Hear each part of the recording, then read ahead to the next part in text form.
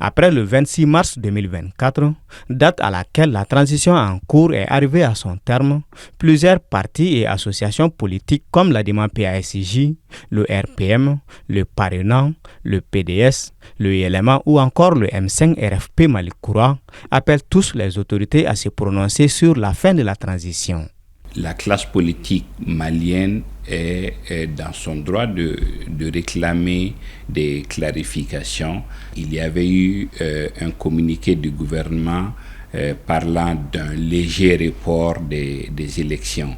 Donc oui, la transition est effectivement pris fin, mais ce qui est évident, c'est que, en tout cas, dans cette semaine, le gouvernement sera obligé de faire un communiqué pour dire est-ce qu'il y a encore des délais à fixer, comment ça va se faire, quelles sont, disons, les dispositions prises pour au moins proroger, faire des élections ou quelle forme juridique on va mettre pour continuer l'existence. Il faut s'attendre à des réactions venant des partis politiques, bien évidemment, qui sont profondément attachés au respect des engagements pris et qui ont un agenda aussi et qui doivent travailler également pour animer leur parti, pour travailler à l'organisation des élections.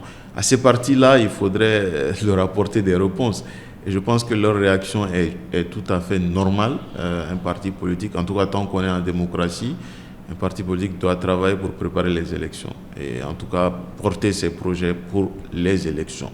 Quant à la communauté internationale concernant la fin de la transition, les pourparlers sur la durée avaient été ardemment discutés avec la CEDEAO. Mais avec le retrait du Mali de cette organisation régionale, faut-il s'attendre tout de même à des réactions externes?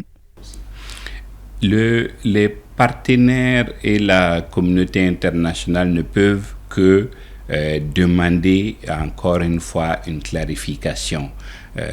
Vous savez, la seule structure qui pouvait faire ou qui avait fait une pression, c'était la CEDEAO. Puisque nous ne sommes plus officiellement membres de la CEDEAO, d'ailleurs, j'explique son silence par ce fait-là.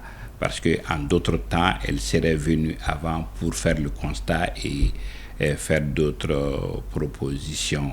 Mais la communauté internationale est dans la même posture. Elle est obligée de suivre notre pas.